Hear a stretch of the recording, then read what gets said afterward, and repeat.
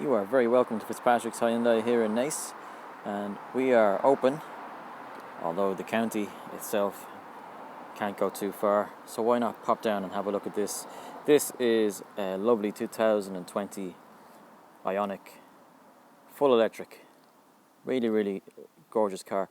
I'm making a bit longer of a video here because this was actually my company car. I was lucky enough to have this since January, and it's almost 11,000 kilometers on it now, and I have a lot of experience with it now. It's my first encounter with an electric car, and I'll just go through some of the features and some of the things I've learned about it, which I can impart onto you, and maybe you could send some information back to me that I missed.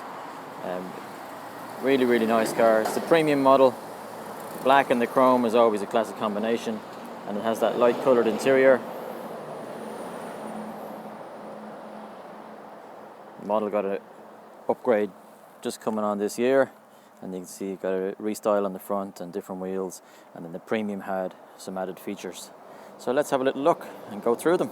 Some of the basic things: these new twin daytime running lamps, LED of course. They don't do too well in the camera, but maybe you can see it there, but you can see the car from a good distance away, and they will come off if you're parked and you put the handbrake on, so it doesn't dazzle drivers coming, or if you're in a built-up estate and you're just waiting for someone, and so on. And a new headlamp cluster, and these side lights, they run into the daytime running lights, so when you have your side lights or parking lights on, they really do look sharp on the road, and it sets the car apart from others. And the headlamps then, when they come on, still LED. The daytime running lights go off, and you have these dual LED lamps, which are automatic of course. And just to complete that inner lamp there is your high beam, and that is automatic by way of the high beam assist, so you just got to set it forward and it will do the work for you. So really practical, safe, and they look good too. And the new rear lamp clusters also LED and really sharp, and you have that twin cluster there, so if you're parked and you have your boot open, you still have your lamp there, so you can be seen if you're stopped. And just while we're there, you have those rear reflectors there again, practicality and style, and you can see the parking sensors. And I always liked that the Q in the Ioniq is a power button turned that way, and then you have your camera of course, which you would expect. So while we're at the back, let's have a little look in the boot and see what we have. What I found most surprising to me in my first encounter with an electric car was that it was just like every other automatic car I had, only it had way more tech. Boot, super in the Ioniq, carried everything I need. You can see over here we have just another one of those big speakers in that super upgraded sound system.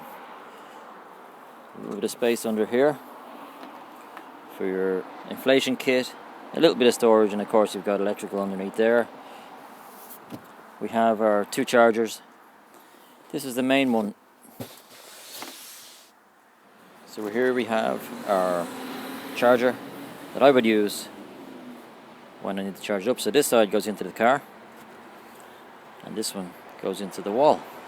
And you can't mix them up, they're both different sizes. They only go one way, so really easy for someone like me to get used to it. And then this one, this goes into the car, and this one goes into a plug socket. So the idea is you have this one for regular use, plug it into the 7 kilowatt chargers, or the ones on the street or business or home. And then if you don't have that and you just need a trickle charge, this one will work perfectly well, although it will take quite a long time. Charging is very straightforward. You simply press the button here, which is just like a standard traditional fuel button. So you push this and out pops the fuel flap, just like normal. And here you have two little plugs here. So this is what we'll take off most of the time, and I've never fast charged this car, so this is the only one I've ever taken off. And the cable goes into there.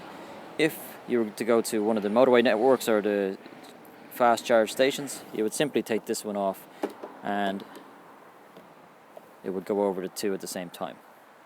So I would take my plug, which we saw before, pop it in. There is a light there just if it's dark, And then I take this end and I bring it across to my charger here. Now this one would be just like you'd have in business or at home, where it's always open, and then that's it. If you were going to one at the service stations or on the street or the ESB ones, you would just present your card and it would open that flap for you. The same effect. And once the car is connected to the power, it will then give you some information on the screen. For start, this little plug light here in red will indicate that it is charging currently. So if you have any doubt, you just look to that one. And then the information here tells you what's in the battery. So at the moment there's 83% charge, and at this rate it will take 1 hour and 10 minutes to charge this. And it's showing you there underneath 6.2 kilowatts is what's going in, and that will charge. You could have it on the street, you'll be given 2 kilowatts an hour, you could go to fast charger, and on it goes. But it's relevant information. Just have a look in the back of the car. There's a really appealing part of the Ioniq. I better open it first, and I can use the key, or it is keyless here from both front doors. So once the key is nearby, I press it and it will release all the doors. If I look inside here, very, very spacious. You can fit 3 adults in there. It has a good flat cushion there as well, so you've got nobody sitting on a height in the middle. A very luxurious interior. That two-tone leather is always something I like. No matter what brand I was selling, it was something I always look for. And it brightens it up lovely. Into the door cards here. All stylish and practical. You have the silver kick plates here, Hyundai mats, map pockets, like all the stuff that I would want in any car. And the light coloured roof, headlining, all of that. Armrest here. Again, you have cup holders. You've got something for everybody. Cup holders in the doors. Really, really super. You have the ISOFIX should you need it, but you'd expect that in any car nowadays. So let's jump into the cockpit and see what we have to offer. And I know this very well. Almost 11,000 kilometers of knowing it well, and I really, really enjoyed it. Practicalities out of the way. Memory seats. So multiple drivers. The nature of the world now that we will be car sharing in families and so on, with people working from home and such. So that is a useful thing, especially with people in different sizes. And all your electric windows.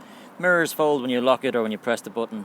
Small stuff that matters. Really important to me and good for me was this Infinity sound system. And it is absolutely super. No matter what I play, there's speakers everywhere and it just comes out absolutely clear as a bell. There's the electric adjustment for the seat, and you have lumbar as well for the driver's seat. And that two-tone interior really does set it off. When I look over to the steering wheel, there's lots of buttons, but it's very clear. We have some buttons down here, but again, very clear. So we've already seen our release for the fuel flap, or charge point. Here we have an option to turn the timer off for that, but you can see that upon a visit to the showroom. I don't want to get too bogged down on small stuff. And these are classic stuff you see in the car. So rheostat for the dash lights, headlamp leveling, lane keep assist, which you can set different settings, so active, passive and so on, and then you have your traction control. And this VESS button makes a noise on the car. When you're reversing it beeps, and when you're driving at low speeds it has a sort of drone, and that's just to warn pedestrians. And you can turn it on or off. You can make your own mind up as to why you want to turn it off, but however, let's have a look at this steering wheel and some functions. So these buttons here, we have our nice palm rest here, and then these are just buttons for your gear, so it's like your gear lever just laid out in front of you. Foot on the brake, drive, park when you're stopped, reverse for reverse, and the reverse will beep with that VSS button that we talked about, or VESS. I'm brutal at that sort of stuff. And then the camera will come on as well, and you do have a readout of the rear parking sensors as well. And if I turn the wheel, it gives you an idea as to where you're going to end up if you carry on your current line and so on. And you can use those hard blue or purple lines there to line up off your parking spaces. So I'll go back, always look in the direction of the travel. The camera is very useful to have a look to see if there's any dogs or bollards or children, obviously, and obstacles. And then after that, when you get close, you can just line up and then go back on the beeps, but always looking where you're going. And you can see the sensors pop up there, and when it's had enough it changes colours and it goes solid beep when you're ready to stop. And then park. There's another button here. If I go back, I'm just going to pull back out of the light here a little bit. So we have these buttons here. Drive mode is straightforward enough. The mode you want to drive in. So if I press that, the effect will go from sport, eco, normal, and on it goes.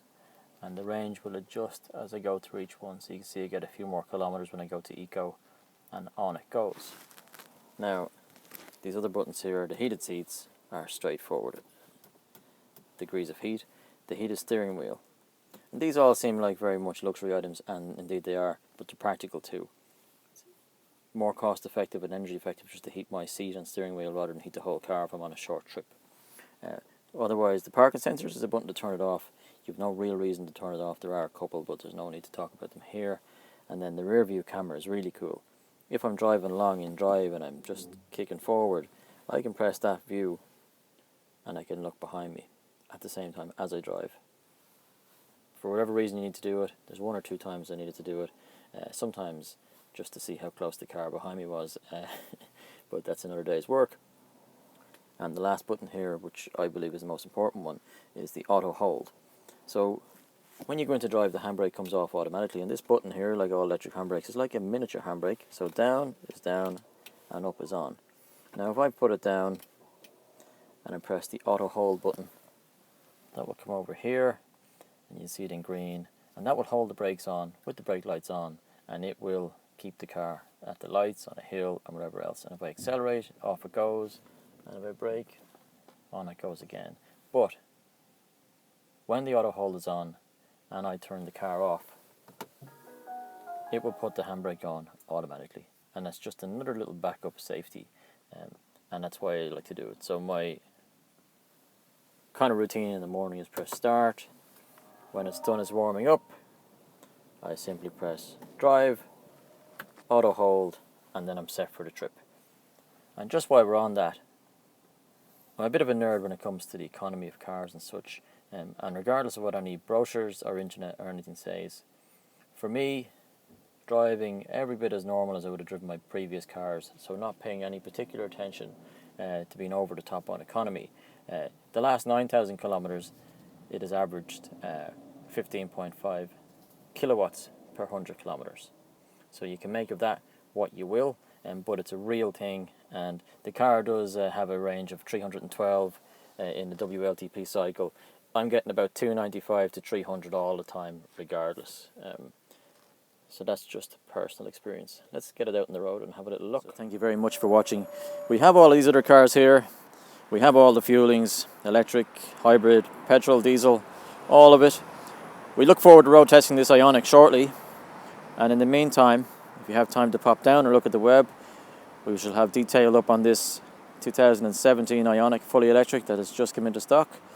Also, we have this 2019 Kona fully electric, and I have another 18 Ioniq electric coming in, as well as all these other cars. Shortly available, we have our 2020 Kona EV demo. So lots of cars. Wes is my name. Thanks so much for sticking with me.